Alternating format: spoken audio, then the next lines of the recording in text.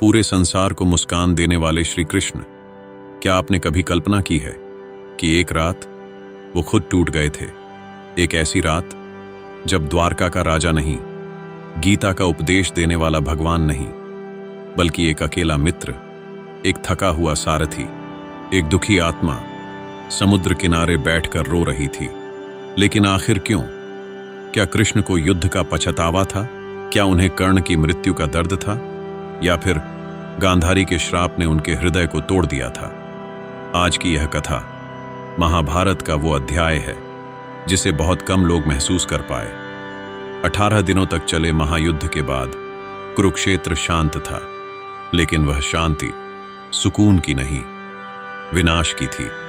धरती पर रक्त बह रहा था, हजारों योद्धाओं के शव पड़े थे, घोड़ों की टूटी लगामें, चले हुए रथ, टूटे अस्त्र, मानो पूरी पृथ्वी रो रही हो। और उस भयावह युद्ध भूमि के बीच एक व्यक्ति अकेले खड़ा था, श्री कृष्ण। उनके चेहरे पर वही दिव्य शांति थी, लेकिन आज उनकी आंखों में गहराई थी, बहुत गहरी। अर्जुन धीरे धीरे कृष्ण के पास आए, उनके हाथ कांप रहे थे। उन्होंने चारों ओर देखा, भीष्म नहीं रहे, द्रोण नहीं रहे, कर्ण नहीं रहा, और फिर अर्जुन घुटनों पर बैठ गए। माधव, क्या यही धर्म था? पूरा वातावरण शांत हो गया। कृष्ण ने अर्जुन की ओर देखा, लेकिन इस बार कृष्ण तुरंत उत्तर नहीं दे पाए, क्योंकि अर्जुन का प्रश्न सिर्फ अर्जुन का नहीं था। यह प्रश्न हर उस इंसान का था जो जीवन में टूट चुका हो।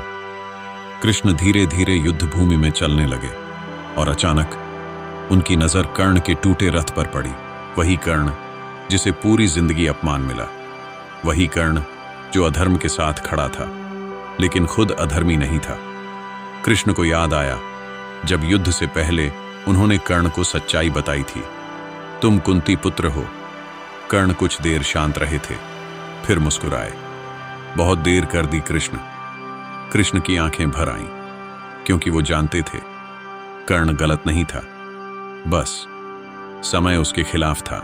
सो अचानक दूर से एक स्त्री की चीख सुनाई दी, गांधारी, एक मां जिसके 100 पुत्र एक ही युद्ध में समाप्त हो चुके थे। वो धीरे धीरे शवों के बीच चल रही थी, हर कदम पर उनका हृदय टूट रहा था। फिर वो कृष्ण के सामने आकर रुक गई, और पहली बार उन्होंने अपनी आंखों की पट्टी खोली। पूरा वातावरण कांप उठा। गांधारी की आंखों में क्रोध नहीं, जलता हुआ दर्द था। उन्होंने कांपती आवाज में पूछा, कृष्ण, तुम चाहते तो यह युद्ध रोक सकते थे। तुम भगवान थे, फिर भी मेरे पुत्र मर गए। कृष्ण शांत रहे। गांधारी रोते हुए बोली, तुमने धर्म बचाया, लेकिन कितनी माताओं की गोद उजाड़ दी। यह सुनकर पहली बार कृष्ण की आंखें झुक गईं। गांधारी ने कांपते हुए हाथ उठाए, जिस प्रकार मेरा वंश समाप्त हुआ, उसी प्रकार तुम्हारा यादव वंश भी समाप्त होगा। आकाश में बिजली चमकी, सब डर गए, लेकिन कृष्ण मुस्कुराए। उन्होंने श्राप स्वीकार कर लिया, क्योंकि वो जानते थे समय का चक्र अब द्वारका की ओर बढ़ चुका था। उस रात कृष्ण अकेले समुद्र किनारे बैठे थे, न कोई सेना, न कोई मित्र, सिर्फ समुद्र और अंतहीन शांति। उन्होंने आकाश की ओर देखा। उनके मन में युद्ध के सारे दृश्य घूमने लगे, अभिमन्यु, द्रौपदी, भीष्म, कर्ण, दुर्योधन, सब। और फिर पहली बार कृष्ण की आंखों से आंसू गिर पड़े। कृष्ण अपने लिए नहीं रो रहे थे, वो रो रहे थे मनुष्यों के दर्द के लिए। उन्होंने धीरे से कहा, मैंने धर्म बचाया, लेकिन हर हृदय टूट गया। जीतने वाले भी रोए, हारने वाले भी। समुद्र की लहरें उनके चरणों को छू रही थीं, मानो प्रकृति भी कृष्ण का दर्द महसूस कर रही हो। कभी कभी भगवान हमारी इच्छाएं पूरी नहीं करते, क्योंकि वो समय को देख रहे होते हैं और हम सिर्फ वर्तमान को। कृष्ण जानते थे, अगर युद्ध नहीं होता तो अधर्म पूरी पृथ्वी को निगल जाता। लेकिन इसका अर्थ यह नहीं कि युद्ध ने उन्हें दुख नहीं दिया। यही कृष्ण का सबसे बड़ा सत्य है।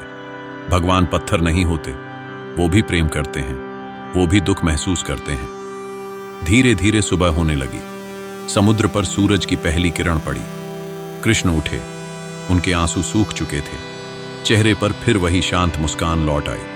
क्योंकि वो जानते थे हर विनाश एक नई शुरुआत लेकर आता है। कृष्ण समुद्र किनारे खड़े थे। हवा में उनका पीतांबर लहरा रहा था। सूरज की सुनहरी किरणें उनके चेहरे पर पड़ रही थीं और उसी क्षण मानो पूरा ब्रह्मांड कह रहा था, भगवान भी रोते हैं जब मनुष्य अधर्म चुनता है। अगर आपने आज कृष्ण के दर्द को महसूस किया तो कमेंट में लिखिए राधे राधे। और ऐसी ही अनसुनी भावनात्मक कथाओं के लिए सब्सक्राइब करें पावर ऑफ पेजेस।